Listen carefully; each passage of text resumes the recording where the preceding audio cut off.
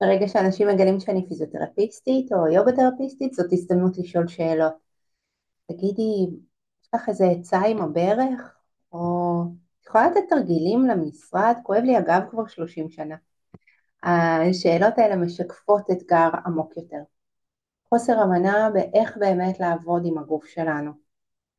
אני מאמינה שתנועה היא קריטית לבריאות שלנו, אבל תנועה שהיא לא נכונה היא לא רק לא עוזרת, היא יכולה להזיק. זאת הסיבה שיצרתי סדנה ייחודית בת 5 מפגשים, שהיא כמו חוברת הדרכה לגוף שלכם. אני רוצה להזמין אתכם להרצאת מבוא בחינם.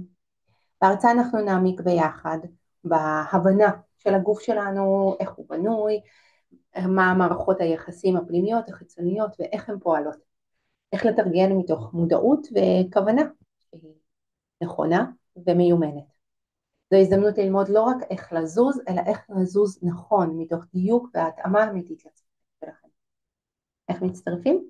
תקליקו על הקישור שמתחת, תיכנסו לקבוצת הוואטסאפ, ושם תוכלו לקבל גישה להרצאה שכבר תתחיל לעשות סדר בכל מה שבאמת באמת חשוב. חוץ מזה, מחכה לכם בונוס קטן בסיום, אז אני ממש מחכה לכם. בואו,